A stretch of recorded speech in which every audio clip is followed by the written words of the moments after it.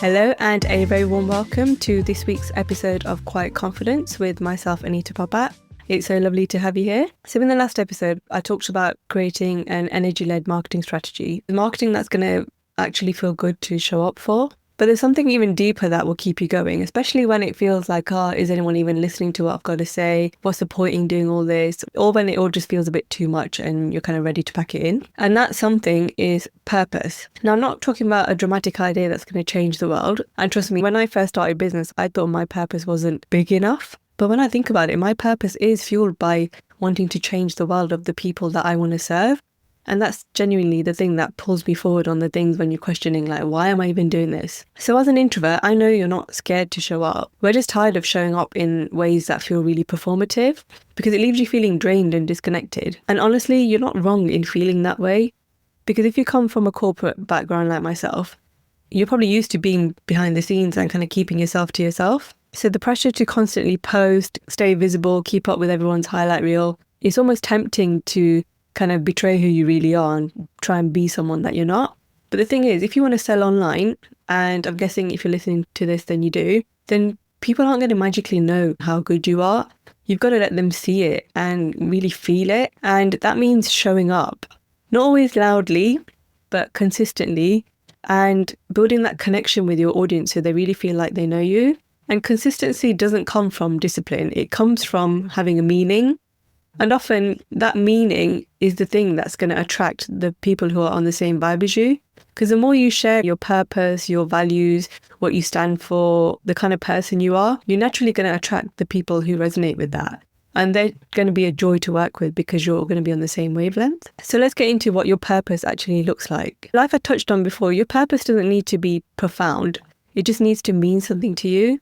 So maybe you're a mom and you want to be able to pick your kids up from school, or you want the time flexibility to care for your elderly parents. Now, for me, that's to help the more introverted business owners create a marketing rhythm that really feels like an extension of you and feels really energizing, not draining.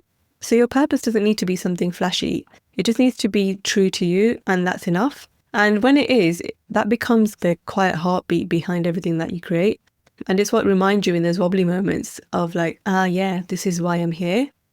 Because listen, I know what it feels like when you put your heart and soul into a caption or an email and you post it and you're really excited and you just get silence. Or when you launch something and you're really proud of it and no one signed up. And by the way, that's okay. It's all learning.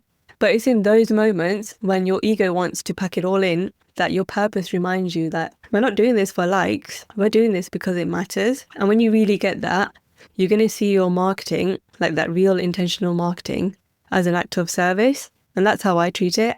You're showing up for the people who need you, not just for the algorithm. And that reframe is what keeps me going, the whole serving over selling mentality.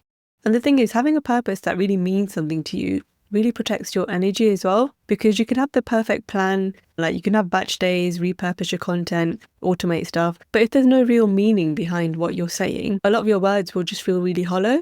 On the other hand, when you're really connected to why your work matters, you'll stop overthinking, you'll stop rewriting and second guessing, and you'll stop measuring your worth by likes and how many people have watched your story. You're just going to share from a place of clarity, from a place of intention and trust that the right person is going to see your stuff. And then suddenly your visibility doesn't feel like you're performing. It feels really aligned to who you are.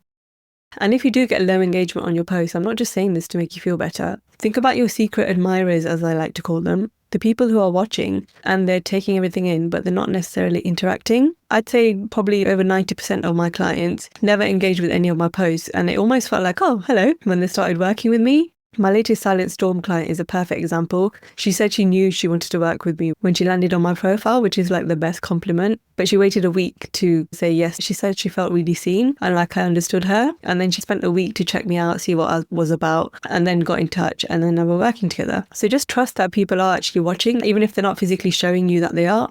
Think about how you consume your content. You're probably just scrolling in between doing other things, but you're still taking stuff in. So just keep that in mind as well. And also remember, your purpose evolves. I know sometimes we look at things like your purpose and your values and think, oh, I can't talk about this now because I said I stand for this. But you're allowed to change your mind. You know, as humans, we grow and we're drawn to different things. So it's okay for your business to do that as well. Now is the perfect time to look at this because we're in June. So have a look at the past 6 months and just check in with it and think what still feels true, what's changed, what's really calling me now, and let that be your compass for the rest of the year.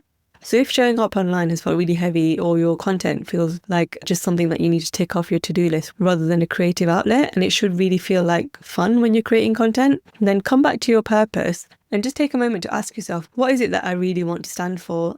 Who do I really want to serve? Who lights me up? And who do I know that I can get the best results for? And let that be your starting point so you can show up in a way that's really anchored in what matters. And that is going to help you stay quietly confident but make a loud impact too. So I'm going to leave you with that today. I hope you enjoyed today's episode. If you did, please do follow, rate, and share with your audience. Stay true to your purpose, and I shall see you next time.